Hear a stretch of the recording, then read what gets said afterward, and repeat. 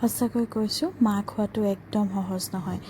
ৰাতিপুৱা শুই উঠি এয়া সোনকালে গা পা ধুই পেলাই নিজৰ কামত লাগি গ'লোঁ। বেটা যিহেতু স্কুল যাব, আৰু স্কুল যাবৰ কাৰণে তাৰ যিহেতু মই টিফিন ৰেডি কৰি দিব লাগিব, আৰু টিফিনৰ বাবে সি ৰুটি খাই ভাল পায়, তাক মই বেছিকৈ ৰুটিয়ে দিওঁ। এয়া ৰুটি বনাবলৈ ল'লোঁ। এয়া দেখিছেনে, ৰুটি অকণমান তেল অকণমান দি লৈছোঁ দেই, আৰু ৰুটি চুটি বনাই মেলি আৰু তাক সোনকালে স্কুল পঠাবলৈ ল'লোঁ। আৰু এতিয়া বুজি পাইছোঁ যে আমাৰ মাহঁতে আমাক গৰম গৰম যে ভাতকেইটা খুৱাই পঠিয়াই, আৰু তাৰ আঁৰৰ কাহিনীবিলাক যেতিয়া নিজেই মাক হৈছোঁ তেতিয়াৰ পৰাই অনুভৱ কৰিব পাৰিছোঁ। সঁচাকৈ আমি তেতিয়া আচলতে অনুভৱেই নকৰোঁ। সন্মুখত গৰম ভাত পাওঁ, ধুনীয়াকৈ মায়ে উলিয়াই দিয়ে আৰু আমি স্কুল যাওঁ।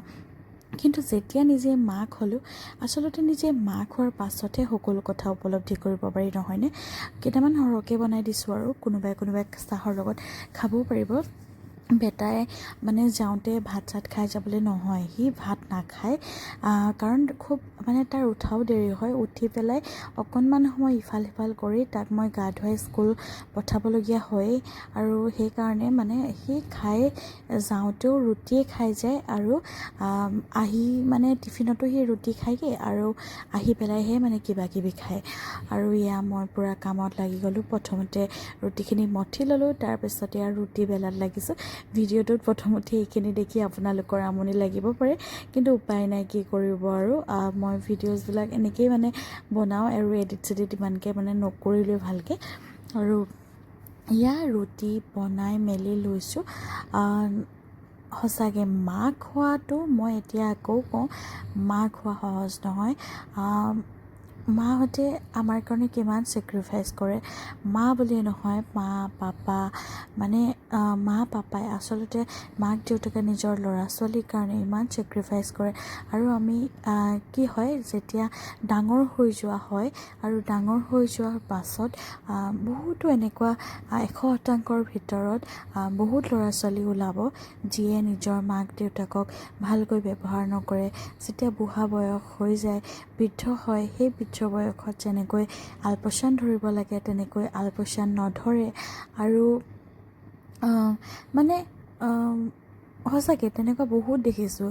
আৰু আচলতে আমি এইটো কৰা একদম মানে শুদ্ধ নহয়, কাৰণ এদিন নহয় এদিন আমিও বৃদ্ধ হ'ম, নহয়নে বাৰু? আমাৰো দিন আহিব।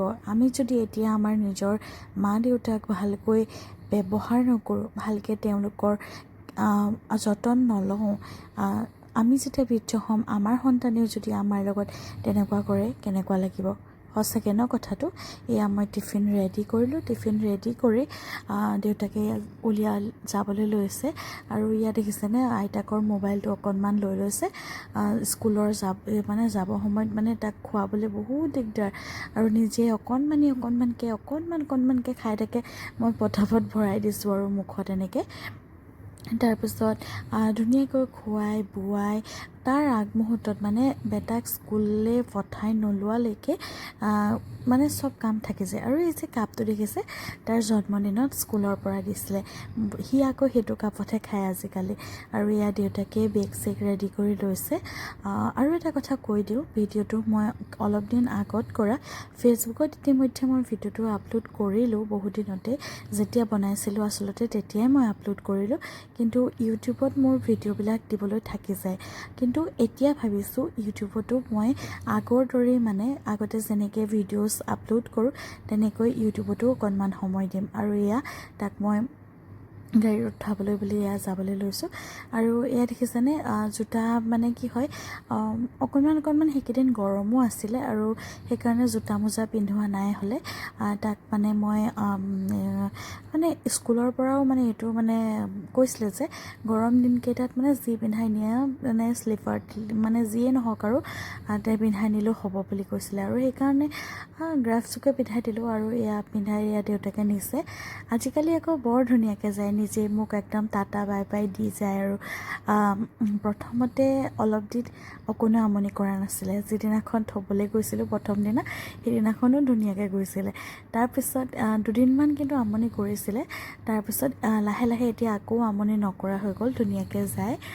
ময়ো যাওঁ থ'বলৈ, মই গ'লে তাত অকণমান থাকি দিওঁ। আৰু এয়া চাওক, যোৱাৰ পাছত ৰুমৰ অৱস্থা কি কি হৈ আছে অ' মাই গড মানে ৰাতিপুৱা সামৰিবলৈ নহয়ে যে আৰু এয়া ৰুমৰ অৱস্থা নাই আৰু এতিয়া মই লাগিব মোৰ মানে কামত এয়া মানে চুলি তুলি ঠিক কৰি লৈছোঁ আৰু এতিয়া লাগি যাম মোৰ যুদ্ধখনত আৰু এয়া চাওক যুদ্ধখনৰ পিছৰ পৰিণতি ৰুমটো অকণমান চিজিল কৰি ল'লোঁ ইমানো একেবাৰে চিজিল নহয় আৰু যিমান পাৰোঁ সিমান অকণমান চিজিল কৰি এয়া মই ভাত খাবলৈ বহিলোঁ তাৰ পাছত ধুনীয়াকৈ ভাতকেইটা খাই বৈ ল'লোঁ আৰু আজিলৈ আহোঁ বাই বাই